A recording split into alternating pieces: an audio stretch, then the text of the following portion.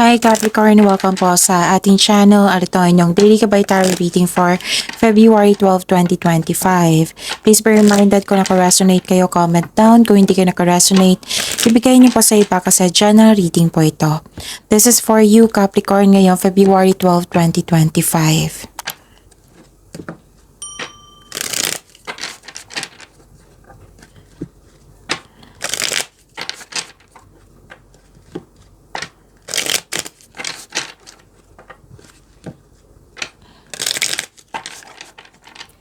Para po ito sa inyo Capricorn ngayong February 12, 2025. Maraming salamat po sa inyong patuloy na suporta at maraming salamat din po sa mga hindi nag-skip ng ads. Gamitin ang reading nito bilang gabay lamang sa mga hindi pa nag-subscribe. Subscribe na po kayo at click bell notification para malaman nyo na may bago tayong video.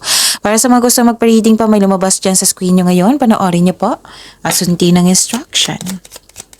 Spirits Guide mga ganap po para kay Capricorn. I need 3 cards po ngayong February 12, 2025.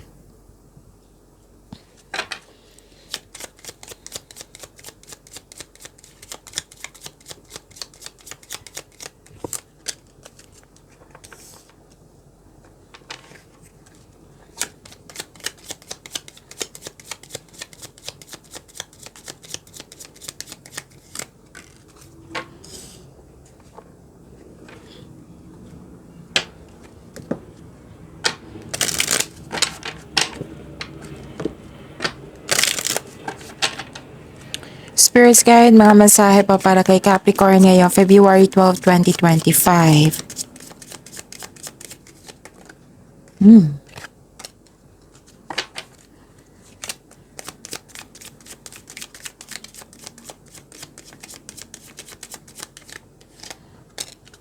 Okay, Capricorn. Ngayong February 12, 2025, pansin ko to na mahilig si Capricorn mag-travel. Nakita ko dito na binigyan mo na ng aksyon, yung matagal mo ng plano, ideas, desisyon. Pwede din may lakad kayo ngayon, pwede may adventure, pauwi kayo para magbakasyon, pwede din okay. Pwede din new journey ito. Tapos mas lumawak yung ambisyon mo sa buhay, goal mo sa buhay. At nagkaroon ng time for reflection, lalo na't paggabi. Nakikita ko rin dito na nagkaroon po ng malakas ang inyong intuition. May malalaman nga kayo na may taong hindi totoo sa iyo. Tapos may dumating na opportunities na kailangan yung bigyan ng atensyon o kailangan yung bigyan ng galingan nyo sa pagpili, galingan nyo sa kailangan nyo magdesisyon dito kung maggawa ka ng best decision, best choices, or magkaroon ng konkretong plano. So stand tall and proud, see the leadership role unfolding ahead of you. The wisdom and messages of the divine are within you. Spirits Guide, ano po yung energy ni Capricorn ngayong February 12, 2025?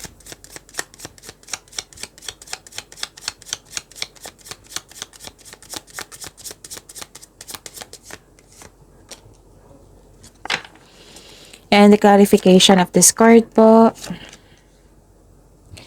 Kung may narinig kayo or may nakita kayong repeating message, meaning to say pinupush ng cards niyan kasi ang ilan sa inyo hindi pa binigyan ng atensyon. Na kung maaari din po, bigyan niyo po na solusyon at aksyon. Remember, Capricorn, at the end of the day, alam mo na ikaw lang ang taong may kakayahan at responsable na gumawa ng sarili mong katotohanan at kinabukasan. So ano yung energy ni Capricorn? Nakita ko dito na nagkaroon po ng criticism, defensiveness din. May nakita ko ditong taong strong personality. Oo, maldito, suplado, salbahe, maaari ding kabit. Okay, nakita ko rin dito sa ang ilan sa inyo, guarded na, ayaw mo nang masaktan ulit. At may nakita rin ako ditong nahirapan kayo sa pagtanggap sa pagbabago. You're clinging to the past, refusing to change, nagkaroon ng stagnation, parang napipilitan ka sa pagbabago, nilalaban mo ang pagbabago, natatakot ka sa changes dahil ayaw mo mag-move on, gusto mong bumalik sa nakaraan. Nung the other day pa to, no, Taurus? Taurus, Capricorn. Oo, the other day pa to na may parati kayong naalala sa nakaraan na gusto mong bumalik sa nakaraan. So, ending the situation means new opportunities coming, a new beginning. It might be uncomfortable, pero this card tells you to let go and trust yourself and trust the universe. Spirits Guide, Career and Money po ni Capricorn ngayong February 12, 2025.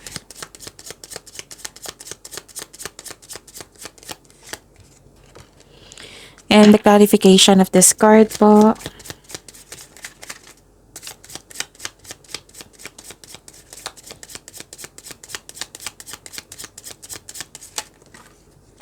Kunin ko tong nauna. Okay? Kailangan ng pagbalansa dito, oh. Nagkaroon ng disbalanse. So, career and money to ha, pwede din disconnection sa isang tao or may problema ka sa pera. Nag-struggle ka sa changes dahil nag-look back ka sa nakaraan. So, the advice is try to look at what you need now in the present. Ito din yung lumabasin yung energy eh. So, pinupush ng cards nyo, kailangan yung bigyan ng atensyon yan, solusyon. Please know na you are guided to find peace. You are divinely guided, Capricorn. Nakikita ko rin dito na nagkaroon po ng apat na card na po nagsabi dito, refusal to change. You're stuck in a bad mood. Parang may natanggap kayo ng opportunity na hindi nyo nagustuhan, nagsisisi kayo. So kung may dumating na opportunity ha, kailangan yung pag-isipan niya ng mabuti kung karapat-dapat ba. Okay? Spirits Guide, Love Life, Self-Love, Partnership, and Romance ni Capricorn ngayong February 12, 2025.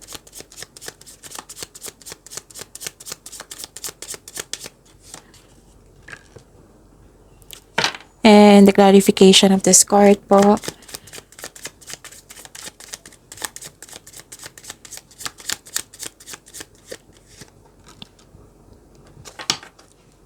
Maraming salamat po sa patuloy na tiwala, suporta sa ating channel. At maraming salamat din po sa mga hindi nag-skip ng ads.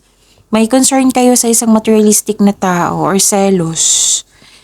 May concern kayo sa hindi marunong magbahalaga sa buhay, may selos na ganap, may hindi marunong mag-handle ng money, naging materialistic po, may taong hindi maasahan. So instead of getting angry na magalit kayo, have a conversation with this person about sa expectation mo at gawa ka ng adjustment where necessary.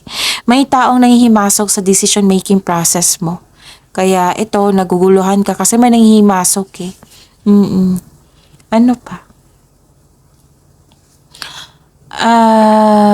Okay. Nakita ko dito na mag-ingat po daw kayo sa taong manloloko or self-centered na tao. May taong toxic dito. Parati itong lumalabas sa inyo. Capricorn, may taong toxic sa inyo na kailangan bigyan nyo ng atensyon. Kung bigyan ng solusyon, kung para hindi na ito mapaulit-ulit. Pinupush ng cards nyo eh. Oo, na mabilis siya mag-react or defensive po ito na tao. So, mag-ingat kayo sa kanya ha. Pwede immature ng taong ito. Ilang beses ko ito na nakikita sa inyo eh. Itong travel, itong taong immature, itong materialistic na tao, itong selos, itong nangyari sa nakaraan na hindi ka makamove forward. Kasi kung magpa-focus kayo sa hindi nyo makontrol, dyan na kayo, dyan na lang. Magsa-stop niyan hanggang sa magsa-stop. You have to make change para may pagbabago. Kaya nga pinupush ng cards dito na paulit-ulit dito na everyday na lang. Ito yung concert. Kailangan mong mag-make change para may pagbabago, para matapos na. Oo. Bigyan niyo po ng solusyon. Kasi napansin ko talaga to. Paulit-ulit na lang. Itong mga concern mo. Baka kailangan ng kausapin to. Capricorn. Kasi iba eh, kung hindi mo siya papansinin, kung hindi mo siya bigyan ng atensyon, posibilidad talaga na sasabog ka. Oo, kasi nakita ko dito parang sumusobra na eh, na may tao talaga na hindi mo gusto yung pag-uugali niya. So, yun, you have to take an action, make change. And yun, may nakita naman ako dito, you are divinely guided. Pagyamanin niyo po yung blessings na binigay sa inyo, Capricorn. See you tomorrow. Please like, subscribe, and click po button for notification para updated po kayo sa daily tarot reading natin. Maraming salamat po.